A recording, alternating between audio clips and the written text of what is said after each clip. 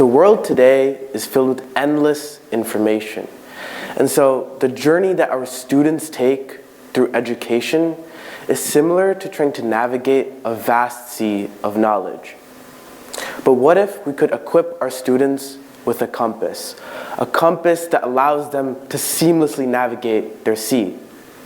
This compass could be data analytics. Now, I want you to take a moment to think. Would you believe the United States of America ranked from 1 through 81 in mathematics globally? The answer is we ranked 34th. 34th out of 81 countries in mathematics. Now, before I talk about the future of education, I actually want to talk about the past. This was a computer from the 1900s, and this is a computer from today. Now, similarly, this is a classroom from the 1900s, and this is a classroom from today. Do you see the difference? I don't. The system we have in place today doesn't actually properly intake strengths and weaknesses of each child. It doesn't create a personalized learning system. But what if the standard education we seem to hold could actually change into something that was personalized? This seems far off, like a dream, but it's actually within the grasp of our hands, using data analytics. An example of the power that data analytics can hold is Khan Academy's personal AI assistant, Khanmigo. Now, what Khanmigo does is it takes into account the power of AI in order to help create suggestions for each child, regardless of their age or level. Now, other than personalization within our education system, we need to talk about overcoming learning gaps.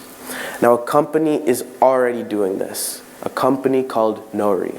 What they do is with their system, they help adopt the curriculum for each child, helping understand what learning gaps they have and helping them overcome it, automating the process for teachers.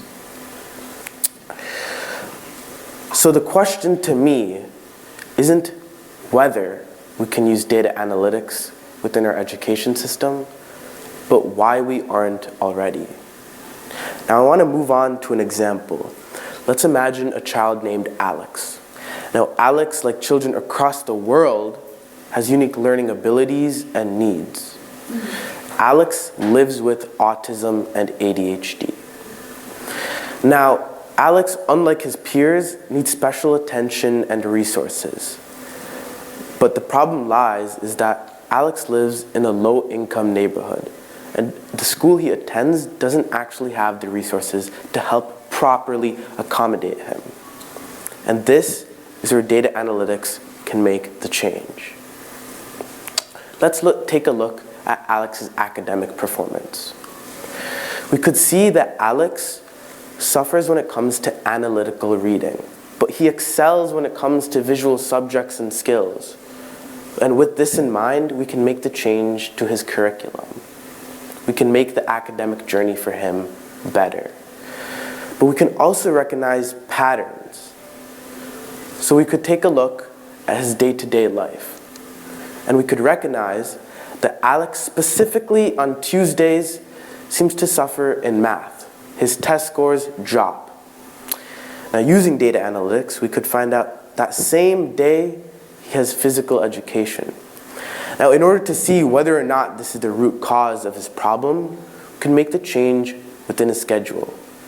We can make the change and see whether or not this is the problem underlying. And we can make the fix and make his academic journey much, much more free.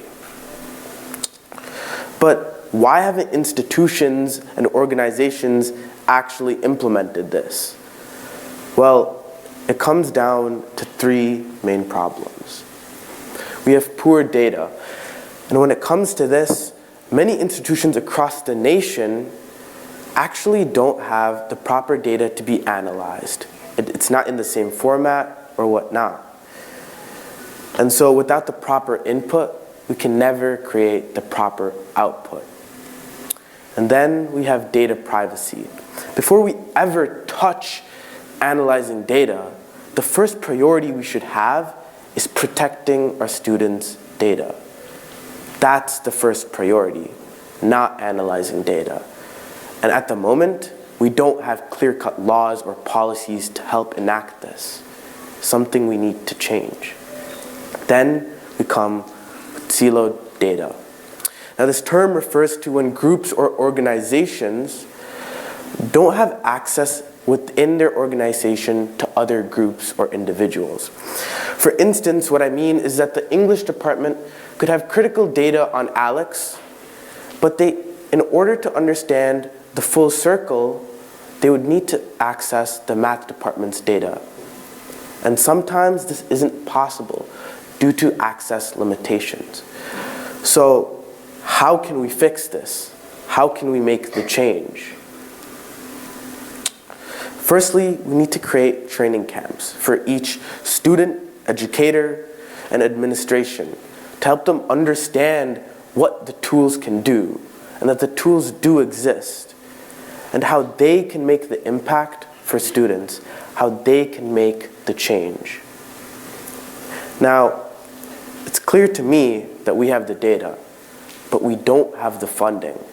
And so I act upon lawmakers and policymakers to help increase funding, especially for schools that don't have the money, to help implement the tools and to implement the systems that we need.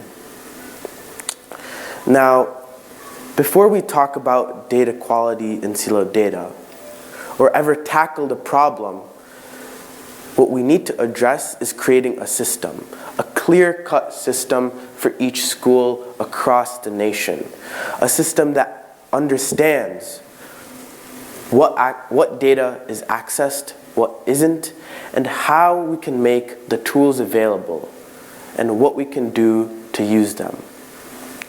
Now, the reason I'm standing here today is not to explain all of this here to you, but I'm asking you to take charge, you to stand up. I want you to tell every person in this country that the future of education is here and that it's indeed data-driven. Thank you.